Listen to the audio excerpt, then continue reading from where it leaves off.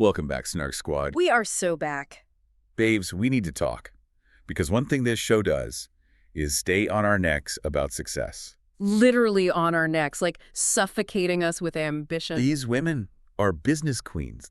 They are successful, they are rich, they are working, and babes, they are still messy, which is exactly the life we want. It is the absolute dream to have an LLC, a flawless silk press, and an absolute disaster of a personal life that you can somehow monetize. I mean, I am inspired, but I am also deeply, deeply skeptical of how any of this is actually functioning. Oh, I am fully inspired. I am fully bought into the delusion because we've learned things from watching them this week. Important things, questionable things, messy things. So, babes, here are 5 messy tips to success according to this show. Get your pens out. Tip number 1, be bold. Even if you are completely factually wrong. Honestly, this is the most crucial tip for surviving corporate America. Walking into a room dead wrong but incredibly loud is like half the battle. If you tell someone the sky is green with enough authority, they will eventually look out the window to double check. You just have to stand in your wrongness. Exactly. Which leads to tip number 2. Fake confidence until it hits. If you don't feel like a boss, just buy a massive whiteboard, write CEO on it, and eventually the universe catches up. The universe or the IRS, one of them is going to catch up. Stop. I am manifesting. Tip number 3, network aggressively. Aggressively. And by that, we mean conducting your business meetings in the middle of the day at a literal gentleman's club while sipping a fountain Sprite. I was screaming, you have to go where the people are, babes. If the investors are at the strip club at 2 p.m., you pull up a chair. The fluorescent lighting alone when the bouncer opens the door would send me into a full medical spiral. But, it establishes dominance. It really does. Okay, tip number 4, always look expensive. Because even when these women are fighting, fully tearing down the infrastructure of their friend group at a daytime luncheon, the bags are designer. A meltdown is temporary, babes. But a Birkin is a depreciable asset. It is the fundamental law of television. Which brings us to tip number 5. Never back down from drama. Never. Why just eat a salad when you can leverage a screaming match about who paid for a reunion dress into, increased screen time? It is marketing. But, okay, real quick, disclaimer. Because, babes, maybe it's the wine talking. But if you take our advice and it doesn't work out, we were joking. Allegedly. Completely allegedly. Do not cite us in your bankruptcy hearings. Let's be real. We are on our sangria bullshit today. The sun came out, it felt like summer. And babes, we ran to the sangria. Cheers. Cheers, bestie. Honestly, there is something about the first warm day of the year that just demands chopped up fruit swimming in cheap red wine. And brandy. I put so much brandy in this. I chopped up the little apples. I let it soak for hours. And it is hitting. The buzzy feeling is fueling my ambition. I feel like I could start a franchise right now. It fundamentally alters your brain chemistry. The sugar and the alcohol just trick you into thinking you could manage a 300-acre property. I could. But actually, we need to talk about something before we get into the show. Travel influencers. Oh, God. The pivot. Because, babes, if we can't manifest, success, then we need to manifest travel influencer success. This is your new obsession. I am dead serious. How do people do it? I am fully ready to quit my job, throw my laptop into the ocean, and just move to Bali. The brand deals, the free trips. I can sit in a pool and eat a floating croissant. I have that skill set. Look at me. Look directly at me. Who is paying for the health insurance, babes? The brand deal. Who is funding the 401k? Let me tell you about the travel influencer pipeline. You are looking at a financial house of cards. It is maybe 10% comped hotel stays and 90% crushing credit card debt. No, don't ruin this for me. They are putting first-class flights on an Amex and praying that TikTok blesses them with a viral hit before the billing cycle ends. It is absolute delusion. But the aesthetics, they look so peaceful. Meanwhile, I'm sitting here drinking sangria in my apartment, staring at a wall, wondering if I should start an LLC just to feel something. It's a facade. Let's be honest. We just need to get better at social media. Period. You really do. But the problem is the doom scrolling. Yes. I get trapped. I spend 4 hours watching other people organize their fridges with little clear plastic bins, and I think I should do that. I should fill my fridge. But the paralysis of watching content versus actually creating it is so real. Because you overthink it. We need chaotic content. That is what hits the algorithm. I know. We just need to set up a ring light the next time you have a minor breakdown over an email and let it roll. Because people want authentic, unhinged behavior. Which is exactly why we are obsessed with this show. Because speaking of people who know how to produce drama for the cameras, we have to talk about this episode. I am literally vibrating with thoughts. The structural integrity of this entire cast is hanging by a single thread, and I'm here with scissors. I am unwell over it. Okay, let's start with the absolute power struggle of the century, Lateshia and Glenn. A masterclass in messy business. Lateshia is on a mission for financial independence. And I was so deeply moved. She went to a financial advisor. And babes, she brought a little folder. She had her W-2s, she had her 1099s, and she brought printed screenshots of her bank accounts. The printed screenshots, when she pulled out paper printouts of her Chase app to show a certified financial planner, I gasped. I was spiraling. Ew. It's exactly what happens when you panic at 3 p.m. on a Tuesday and decide you need to get your life together, so you just start screenshotting. It is so chaotic, but so relatable. But let's actually unpack what those documents mean, because it is vital to the dynamic here. A W-2 means you're an employee, right? Someone else is running the payroll. But a 1099... That means you're the boss. It means you're an independent contractor. You are the business. Lateshia bringing those 1099s proves she is the actual revenue generator. She is the asset, not Glenn. Yes. She is setting up life insurance. She is setting up retirement accounts. And they are for her. She even put her mom as the beneficiary. She is protecting her peace and her purse. But then she takes Glenn to Pig and Pint. She brings her husband to a barbecue joint to effectively execute a corporate restructuring over ribs. She sits him down over a plate of smoked meats and says, "Hey, I went to a financial planner, and I am demoting you from manager to an advisory role." It's the ultimate boss move. You soften the blow with brisket. But the whiteboard, we have to talk about the chain of command she presented. The hierarchy. She literally said it goes God, the brand, and then the husband advisor. She put him on the organizational chart below an abstract concept of an LLC. Glenn's ego was completely shattered. He could not handle it. He threw a full temper tantrum because the real issue was the postnuptial agreement. She wants a postnup, just in case, because of his past infidelities, and he just runs away to his own lawyer, Mr. Pearson. Which, analytically, is actually the only smart thing Glenn did. Wait, really? Yes, because a prenuptial agreement happens before you get married. A postnuptial agreement happens after assets have already commingled. They are notoriously flimsy in court. If Lateshia wants this to be ironclad, Glenn actually has to have independent legal counsel review it. So him running to his lawyer is legally required if she wants this to hold up. Oh, wow. I didn't even think about that. But he was just doing it to be difficult. He feels totally out of control. He literally told her, "You just want to control me," which is sheer projection. Total projection. His entire identity is tied up in being her manager. And when she offered him an advisory role in a think tank of two people who currently hate each other. Brilliant business model. But this is the part that had me emotional.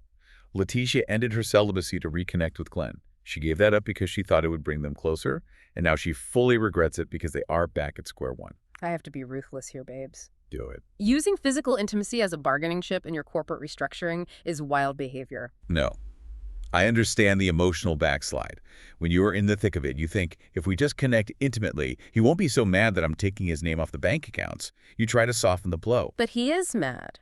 Because when you remove the financial dependence, the relationship has to stand on its actual merits. And right now, the merits are shaky. He said if they didn't have a kid, her wanting a postnup would have been the last straw. It makes me so mad. He viewed the marriage as a management contract. But if you want to talk about being furious at a husband, we need to pivot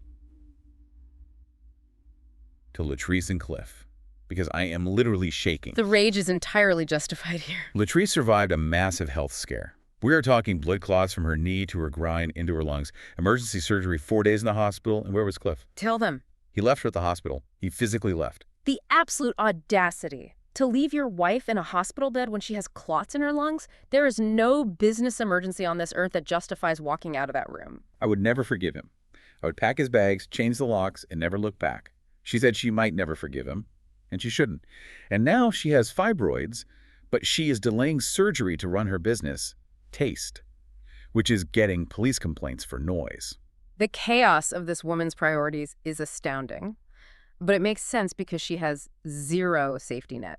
If you are running a lounge in a neighborhood with strict noise ordinances and the police are showing up, you are dealing with the city. They could pull her license. Exactly. So she is delaying essential medical surgery because she has to physically manage a business that is a police target.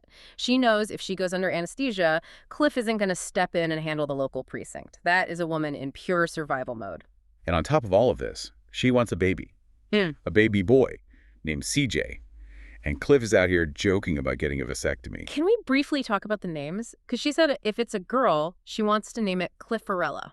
I pretend I do not hear that. I actively block it out of my mind. Clifforella or Glora. Clifforella is a crime against humanity, babes. Someone needs to intervene. But Cliff is stringing her along. He begged for kids for years. And now that she finally wants one, he jokes about a vasectomy. It is psychological warfare. It broke my heart when she was with her mom at the 300-acre property. She just wanted her mom's approval. It was a very raw moment. But we also have to acknowledge the absolute juxtaposition of this deeply emotional conversation happening while they are touring a 300-acre real estate development. It was stunning. 5 football fields long. She's out there making decisions about paper towel dispensers while her marriage is crumbling. Managing a mega Airbnb business is risky. You have to grade the land, run utilities 500 yards out, maintain a private lake. She is acting as a massive real estate developer. That is reality TV success in a nutshell. You own a private lake, but your husband abandons you at the hospital. It highlights the illusion. You can build the empire, but if your partner checks out during a medical emergency, you are sitting on a throne of paper towel dispensers completely alone. And speaking of hollow empires, babes, Carrie and the Brick and Spoon collapse. Oh, this was hard to watch. She is officially closing the mobile location. She fought so hard. But between the neighborhood pushback, the staffing issues, the uniform standards failing, it is hemorrhaging money. From a strict business perspective, she is bleeding out. It's a franchise model. You have a corporate operating agreement. You pay fees regardless of profit. If corporate sees your staff failing uniform standards, you lose your franchise rights. You cannot keep funding a failing location out of guilt for your 20 employees. I know, but what makes it completely unhinged is Matt, her husband. I cannot believe it. Impeccable timing. He chooses this exact moment when his wife is entangled in a collapsing restaurant to announce he is leaving his stable job to start a boutique baseball agency. Diabolical. You do not start a sports agency when your wife's restaurant is closing. You need the W-2 income, Matt. You keep the steady paycheck so you can float the mortgage. It is so financially irresponsible. But the part that actually sent me into a spiral, the mother-in-law? Ah, yes. Yeah. The margin call. She destroyed her. Matt's mom sat down at lunch and straight up said keeping this business open is insanity. She told Matt he has been carrying Carrie on his back. I felt so attacked. How brutal is it to have your in-laws call your dreams insanity on camera? See, this is where we divide. Because I am entirely on the mother-in-law's side here. You are so cold. Have some empathy. I am analytical, bestie. Look at the numbers. Carrie and Matt are heavily enmeshed. The restaurant is failing. Matt has given her too much room to bleed money. The mother-in-law is just stating facts. You cannot let your partner's dream drive the family into bankruptcy. But to say he's carrying her on his back, Carrie is a boss. She has other thriving locations. The mother-in-law just favors Matt. The nightmare of mother-in-law dynamics intersecting with LLCs is too much for my nervous system. The real issue isn't the mother-in-law. It's Matt. He was too cowardly to say it himself, so he outsourced the confrontation to his mommy. He brought his mom in as a corporate consultant to fire his wife's dream. Which is pathetic. Stand up to your wife yourself. Ugh, makes me need more sangria.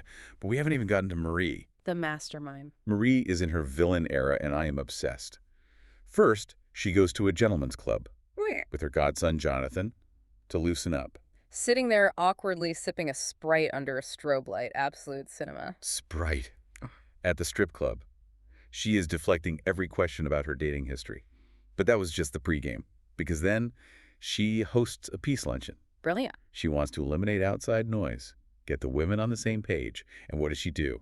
She secretly invites Shante, the literal embodiment of the outside noise. I have to applaud her. She looked at a group of women who were momentarily at peace and said, absolutely not on my watch. We have episodes to fill. Inviting a wild card to a peace lunch just to watch the infrastructure collapse. Yeah. Top tier social strategy. It is evil. Tambra Westside Tam showed up in her Louis Vuitton, ready for sisterhood, and in walks Shante. I heard my name. Perfect comedic timing. And Westside Tam gets activated instantly, screaming, fingers in faces, and the rumors they are fighting over. Shante supposedly said Lateshia had to borrow money for a reunion dress. The indignity of fighting over who financed a reunion dress, peak reality TV. But the best part was Tambra realizing her tactical disadvantage because Latrice wasn't there. Yes, Latrice bailed. So Tambra looks around, realizes she doesn't have backup, and just says, Latrice is not here, I need to leave. And she exits. A flawless tactical retreat. And Marie is just sitting there acting shocked, like, oh, I just wanted peace, while holding the empty gas can.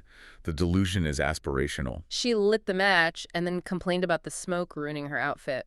But looking at all these power plays, it really makes you wonder, who is actually in control? Which brings us to segment 1. Biggest boss energy. Who is running things? For me, it is Lateshia.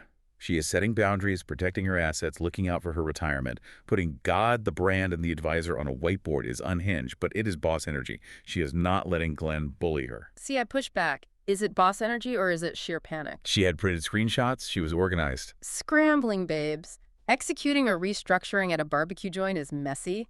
True boss energy this week belongs to Latrice. Latrice.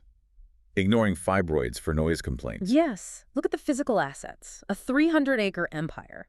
Managing construction, contractors, capital deployment, while dealing with a useless husband and recovering from a medical scare. Walking her mom through real estate development while casually dropping that her husband abandoned her. That is dark, undeniable boss energy. Keeping the checks clearing while your life is in the ICU. Okay, managing 300 acres is major. Picking out landscaping while your marriage implodes takes fortitude. But I still think Lateshia had the nerve. Snark Squad, tell us who the CEO of this episode is. Because I am torn. But Letitia's pig and pint emotion was bold. Bold, yes. But was it the messiest move? Segment 2? Messiest business move? What had you questioning everything? Oh, there's so much.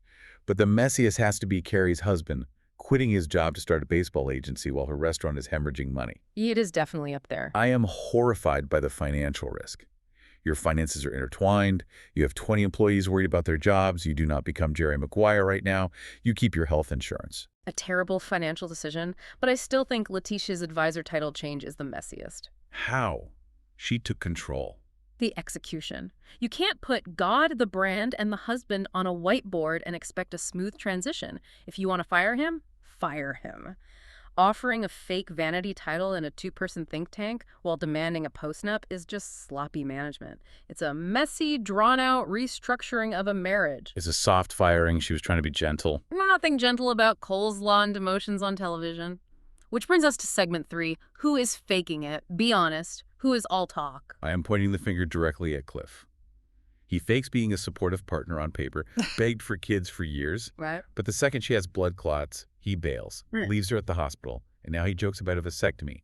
He is faking the marriage. He likes the aesthetic of a successful wife, but doesn't want to do the work. It makes me sick. A very real emotional read, but analytically, the biggest faker is Glenn. Glenn. But he's operating an agency model, right? A real manager brings opportunities. Glenn acts like Letitia's brand would crumble without him. He demands to be CC'd on emails. But the second he is asked to sign a postnup to protect what they built, he throws a tantrum. He is faking his business acumen because his entire identity is built on his wife's talent. Without Lateshia, Glenn is just a guy eating ribs. Wow. Without Lateshia, Glenn is just a guy eating ribs. That is profound. He has no portfolio. Exactly. Which brings us to segment 4. Would you work with them? Real talk. Are you partnering or running away? Okay, partnering with Lateshia. I say yes to her brand. She is driven. She reads a W-2. But I absolutely refuse to be CC'd on emails with Glenn. If Glenn is in the thread, I am voiding the contract. Yes, Lateshia is a yes, but the husband is a liability. You have to carve him out. What about Carrie? What is your risk tolerance? I am running far, far away. Too much overhead, uniform complaints, and honestly, the mother-in-law. I cannot enter a partnership where the mother-in-law is going to read me for filth at lunch and call my strategy insanity. I would cry into my spreadsheet. A valid risk assessment. Okay, Latrice. This is tricky because I want to go to taste. I want the Sprite and the vibe, but I do not want to run it. Precisely. I want to be a patron, not a partner. I don't want to deal with noise complaints or zoning issues. And I definitely don't want to rely on Cliff. I am giving Latrice my money at the door, but I am not signing operating agreement. What an episode. My head is spinning with LLCs and postnups. We have to wrap this up. Boss energy, sangria delusion, success spirals, influencer dreams. It all connects. You can have the 300-acre properties and the corporate structures and still find yourself screaming at a luncheon over a borrowed dress while your husband undermines your peace. Money does not buy peace. It just buys a nicer venue for your nervous breakdown. And designer bags for your emotional baggage. Exactly. So, Snark Squad, what's your version of success? Is it a cabin property or just having health insurance that covers therapy so you don't spiral on TikTok? Could you be a travel influencer? Or would the credit card debt keep you awake? And babes, are we building an empire or just talking about it? Evaluate your life right now. Rate, review, subscribe. Send your submissions. Was Marie a genius producer or a terrible friend? Send this to your most ambitious friend, the one who needs to drop their deadweight manager. Thank you, Snark Squad, for drinking sangria and spiraling with us today. Same time next week. Stay wealthy, stay wicked, and we'll see you on the Snark side.